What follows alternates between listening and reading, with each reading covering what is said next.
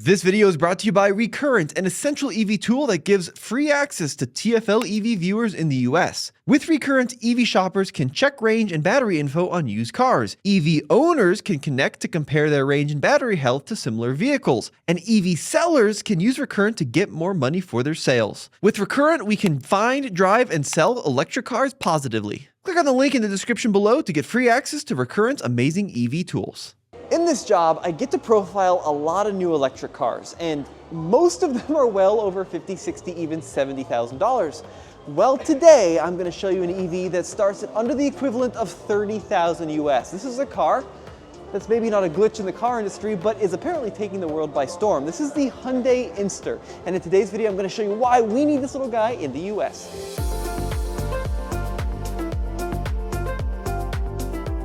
Now, of course, that's not to say we don't have any affordable options when it comes to cheap EVs. You can, of course, buy used, like we did with our $13,000 Model S, or there are some pretty insane lease deals. For example, I leased a Fiat 500e, a $37,000 car, for $0 a month, thanks to some very helpful federal and state incentives. But when it comes to MSRP, the options are few and far between if you are shopping under even $40,000. Now, at the very bottom end of the EV market in the States, we have vehicles like the Nissan Leaf, which is still a very competent electric car, but it's old. That architecture dates back over a decade now. It still uses air-cooled batteries, and the technology is lagging behind.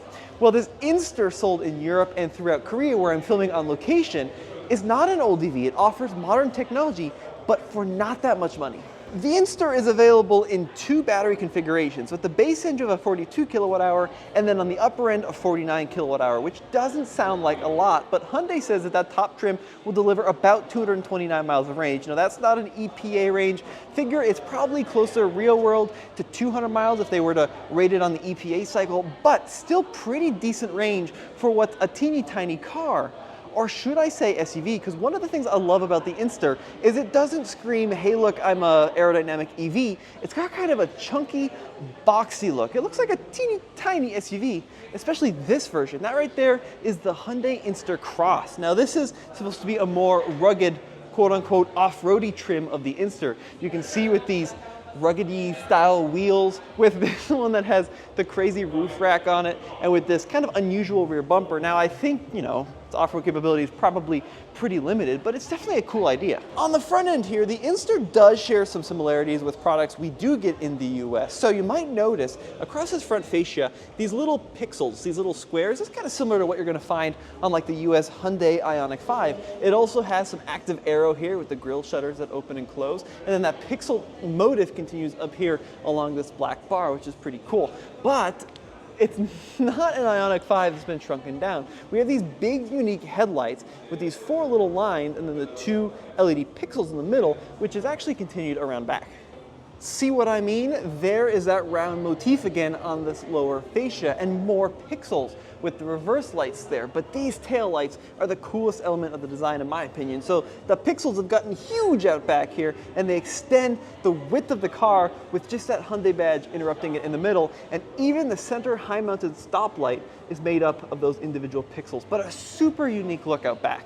The wheels as well, incredibly unique. So you can see the little pixels within the wheel and then these crazy axes that extend around the perimeter of the wheel. And you're probably thinking this is just a prototype. No, this is the actual production car. Now, interestingly, abroad, it's called the Inster, but here in Korea, it's called the Hyundai Casper. It's a little fun tidbit there. One of the interesting things about the little Inster is that, yes, it's a small car, but it can still be equipped with the same premium features you find in the bigger and more expensive EVs. So starting with this dashboard design, you're gonna notice two screens, just like you're gonna find in a lot of other Hyundai products. So 10.25-inch cluster screen and a 10.25-inch infotainment screen, which is gonna be very similar to other cars within the Hyundai lineup and how it operates. I really like this little shelf that they got going on in the Inster. So there's a little space here in front of the climate control panel that extends the width of the car, and there you can put some additional storage things. Here we're going to find our climate control panel with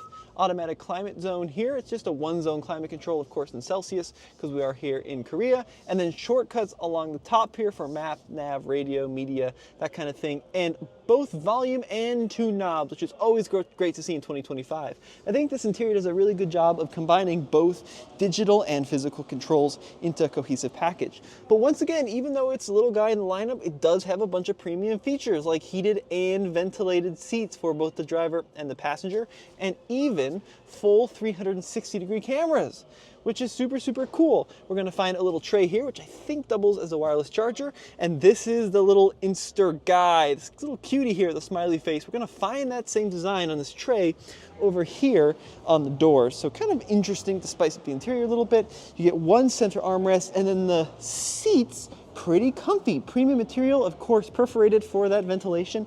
Now, I don't know what the price on this guy is. I figure it's going to be a little bit more than the base car because it does have heated steering wheel, lane center, and that kind of thing. But I'm not entirely sure because I'm not really great at reading the Korean website. But some additional cool features in here. The gear selector is a crazy, funky twist to engage one that we find like in the Ioniq 5. We've got the 4 pixels across the steering wheel there, which illuminate. So really a nicely equipped interior. And even though the car is teeny tiny, surprisingly spacious as well.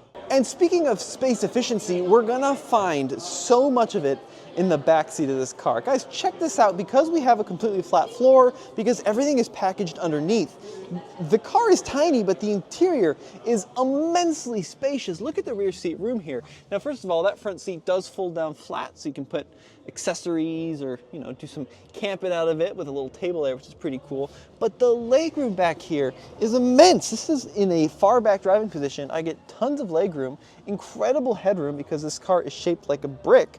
And look at this back here. We have USB A outlets, which is a little surprising, but up there is a USB-C. And then those are normal, I guess it would be normal 240 volt outlets that you'd find here in Korea that make a little smiley face. But this is such a phenomenal back seat. It is so roomy, so big, so comfortable. There's so much you can do with this space for a car that isn't much bigger. I actually don't know if it's bigger. It's probably about the same size, if not smaller than like a Volkswagen Golf, which is really remarkable.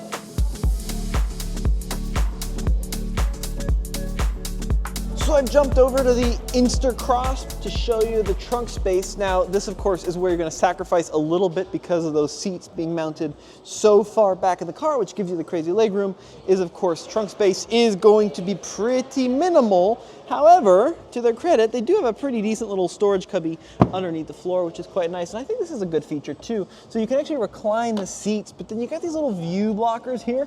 So even if they are reclined forward, prying eyes can't see what you got going on in your trunk. It's pretty clever. Here, we'll check out the interior of this orange car too, see if it differs, and show you some other cool little features in the Inster, like the little hooks here, which can be for groceries or for these little Inster themed lotions, which I think is very clever. And then they've got kind of fun little clip-ons too you can get for the climate control vents. And here we're going to find a USB-C port located in this little cubby. I just can't believe how space efficient this car is. For how tiny it is so spacious in here. That's really cool.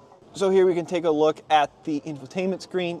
Yeah, like we talked about earlier, it's pretty much exactly what you'd expect out of your typical Hyundai infotainment. You got your little panels, you've got CarPlay, I think you've got Android Auto as well in the system, you got media, it's just little apps you can cycle between, and of course navigation. So very similar to other cars and just simple, easy to use. Oh, one more thing too, this car does support vehicle to load as well. So if you want to power things from your 42 or 49 kilowatt hour Inster, you certainly can do so. This is another really clever piece of design as well. In the US, there's a lot of discussion about charge port location. Do you put it on the driver's side or the passenger side? Hyundai is on the passenger side, but Tesla superchargers are on the driver's side. Listen, Nissan got it right all those years ago, and Hyundai continues that trend with the Inster. They locate it up here in the front.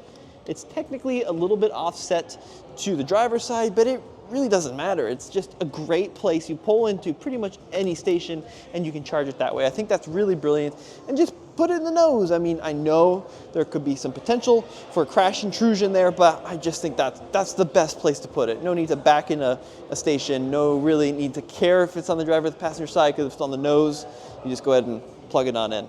Look, this category of car, very popular in places like Europe, and there are tons of competitors that we don't get, not only from companies like MG and BYD, but also more established old school companies like Renault, Citroën, and that kind of thing in Europe. But this category of car doesn't exist in the US. Now granted, pretty small, fairly limited range, realistically, like we talked about 200 miles, but still, it's a brand new, well-equipped EV with a full battery warranty for under $30,000, or the equivalent of. I really do think that there could be a potential market for this, especially if they can manufacture it in the US and perhaps avoid some tariffs and maybe even get some tax incentives. This would be such a screaming deal.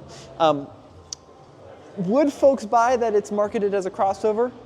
I'm not so sure, but the term crossover has gotten so kind of loose these days, maybe people would.